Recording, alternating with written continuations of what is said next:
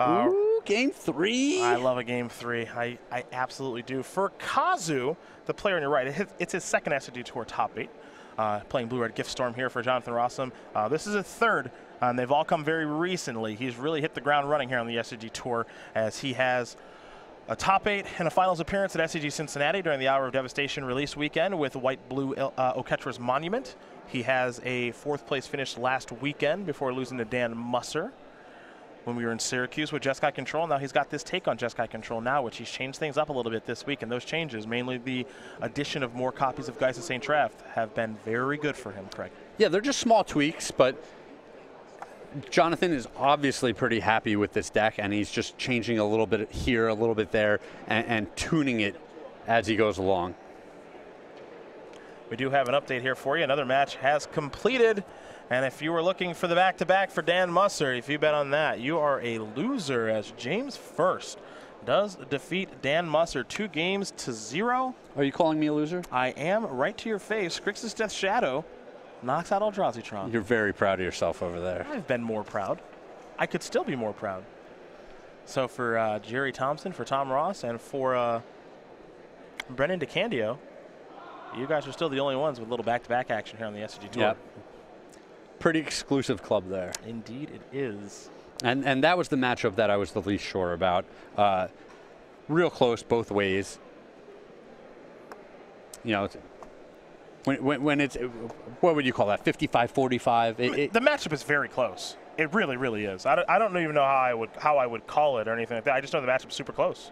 Yeah, and James First was on the play there. We said that he showed up with, you know, a bunch of sideboard cards for the matchup, 3 Ceremonial Rejection, which is a lot to have in your sideboard. Yeah, for that matchup, that is a lot of those. But, I mean, we've been saying for a couple of weeks that people are not respecting Eldrazi-tron enough. It keeps doing great in a lot of events, and it seems like someone was listening to us. Well, it just feels like, it, you know, based off of the win last week and then the fact that it was E-Tron versus E-Tron in the finals in Syracuse, that, yeah, it's time to quit messing around. Yep. It's time to really start to bring some real things to the table, and that's also, I think, a large reason why we see so many copies of Scapeshift here in this tournament in day number 2, because talking to Todd Stevens, talking to Dan Musser and some other Eldrazi-Tron players this weekend, they said, if I get paired against this all-in Scapeshift deck, I can't win. Yeah, real tough. Yeah, I really can't do anything. Even having a turn 3 Karn, while it's good, it's not great, you know, because they just keep ramping, and then they'll either find a Titan or a Scapeshift, and I'm dead.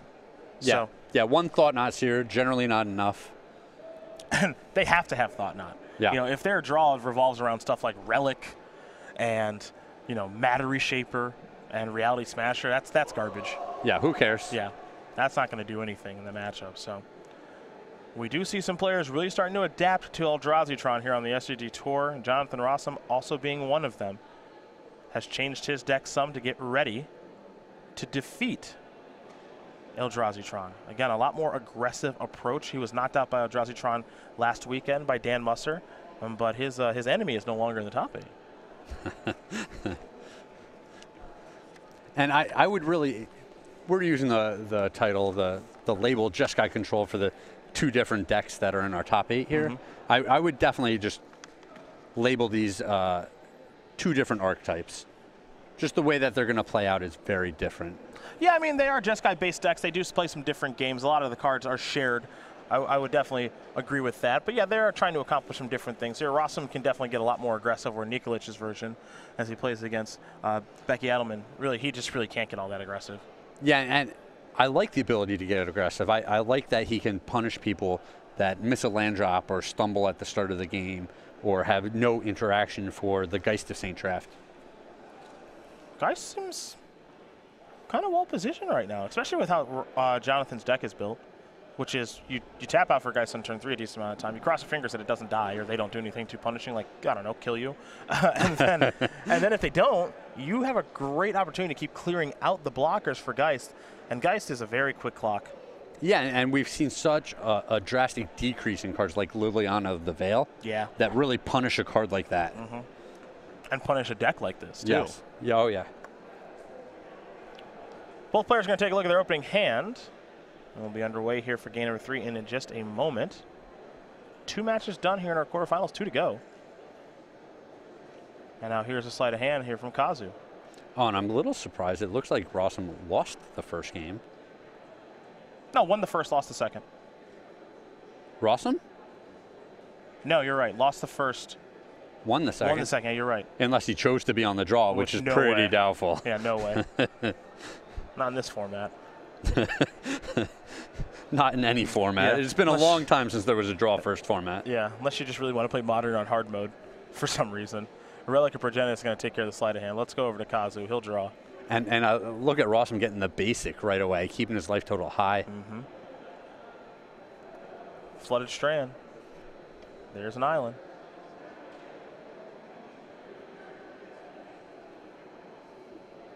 See if Kazu has some sort of cost reducer here, if he even is looking to go that route.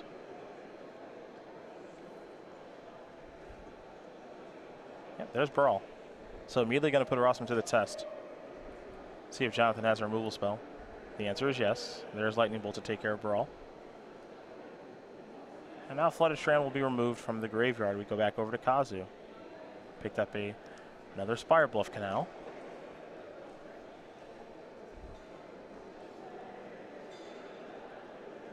He'll play that blue-red fast land. He'll play a Goblin Electromancer. See if this one lives as he passes the turn back. Rosum will untap. He'll draw. Relic of Progenitus number 2. Bolt number 2. We might have a little bit of a fight over this. A Dispel going to counter the Bolt. And Colonnade. I'm a little surprised that the Baral is the one that was played first. It's possible that Kazu just drew the Electromancer that turn. But if you had both and a Dispel in his hand, he's going to want the Baral in play when he casts the Dispel so that he can use the loot effect. Absolutely. You know, he would love to be able to discard an extra land here in order to find another card. Kazu's going to sacrifice the Scalding Tarn here pretty quickly. I'm going to search up a basic island. Going to fall down to 18 doing that, while Rosum is down to 17 from the attack by the Electromancer. Kazu does have a copy of Gifts Ungiven in hand. And I like casting it here.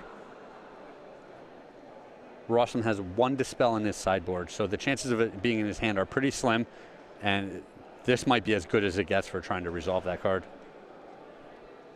What's interesting about this is what's the plan and what the gifts for. Because of the relic that's on the battlefield, going through Past in Flames is it's hard to do. Yeah, it's very tough. So here is gifts. And I'm curious, like I said, what the plan is on what to gifts for.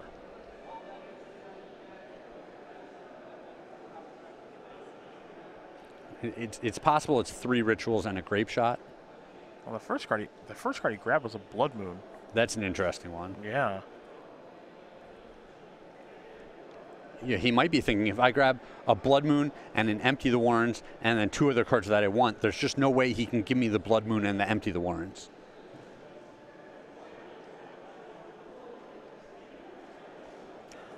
What Jonathan doesn't know are what are the cards here in Kazu's hand. Right now, Kazu has a Ritual, I believe of the Pyretic variety, and a Manamorphose. All right, so he's already set up with some mana. Yeah. And it's funny because now it's like this weird game of posturing where you don't want to, I guess, reveal that you have these the Ritual and the Manamorphose. You want to kind of make it seem like I don't really have any mana. Sure. I mean, Kazu can get just 4 high impact cards here. Another Gifts Ungiven, which we see, the Blood Moon, Empty the Warrens, and Manamorphose. I like this a lot. Yeah, that's what he did. Blood Moon, Manamorphose, Empty, and Gifts. Gifts and Empty are going to go to the graveyard. Blood Moon and Manamorphose are going to go to hand. And so now the plan is some weird sort of... Well, you can go Ritual Blood Moon right here. Yeah, the plan is some sort of weird, I'm going to color screw you plan. I like this plan. And let's go Electromancer. Well, it's time to cash in the Relic because Jonathan Rosum, he needs some help. Yeah, his deck features 5 basics. Okay. One of which is a Mountain, which obviously doesn't help him here. He's got plenty of red sources right now. You're not short on those. Snapcaster Mage was found. There's a second island. Now the question is this kind of color screw you plan going to work? There's another relic. Pass the turn back. Let's go over to Kazi. Attacking for 2. You can't cast Cryptic. You can play Snapcaster. There's an Ambush Viper. Blocks, yes. Is there a follow-up? Even something like an Empty the Warrens for 3 or 4, you know, for a couple would be really, really good right now. Yeah, that would be spectacular. Relic will take care of that that Electromancer. Yeah, Kazu featuring 3 Empty the Warrens in this sideboard, and we know that 1 has already been removed. Steam Vents enters the battlefield tapped. Another Snapcaster Mage here. Let's see, a Manamorphose. All right, draw a card. A little bit of mana. Storm count may or may not matter. We'll see. Found a Baral. Ooh, back on the beatdown plan. There is Baral, Chief of Compliance. That's good. Yeah, I'm not going to use that relic yet. All right, yes he will. Take care of the Manamorphose. Draw a card. Scalding Tarn the draw. Very interesting game we have going on here where it looks like it's going to last a long time. Rosum has no white source right now. Has Cryptic he can't cast. Mountain that doesn't matter. And I believe a Snapcaster Mage in hand. Yeah, he has to peel his 3rd island naturally in order to start being able to play these Cryptic commands. Serum Visions. A little scry action there.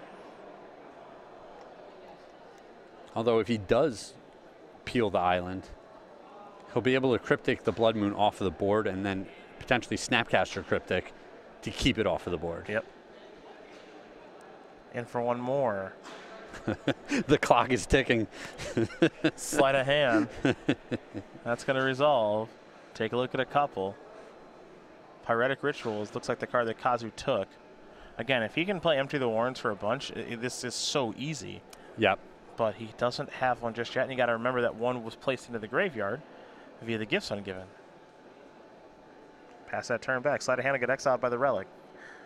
Rosum will draw a Colonnade, which is a mountain, thanks to Blood Moon. Scalding Tarn is the draw, which is a mountain, thanks to Blood Moon. 1 more from Baral. Lots of mountains this game. Manamorphose means there's a little bit of color fixing. It does only cost 1. Thanks to Baral, draw a card. I believe is another Ritual, which it was. Play a Steam Vents, tapped, pass the turn. There goes Manamorphose. Rosum will draw. Didn't get a good look at it. Looks like it was a Flooded Strand. A mountain. Yeah, Flooded Strand Mountain. In for 1 goes Baral. Serum Vision's going to try to help find Negri something to do here. Scry 2. Bottom. Top is scary. Top is scary if you are Jonathan Rosum. Yeah, and if I was Rosum, I think I'd want to keep making my land drops every single turn, even though they're just mountains right now. This is getting scarier. This is scarier. Here's a Pyretic Ritual. You're not doing that unless you got plans for something bigger. You're not doing another one unless you've got plans for something bigger.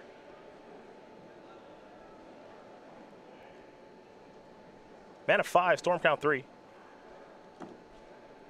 If you're Kazi, you might be a little bit concerned of something like a Vendilion Click. Maybe taking a card while you're going off, as here's another copy of Pyretic Ritual. Up to 4 Storm. Good. Up to 6 mana. Let's make it 7, pardon me. Desperate Ritual. Up to 9. It's got to be empty time. Oh, yeah. Oh, yeah. All right. And no Electromancer out of Rosum's deck. There are 12 goblins, along with a Baral, which means we have a lethal attack coming next turn, folks. A relic? Yeah, time to cash it in, maybe. Yeah. Maybe find a new card.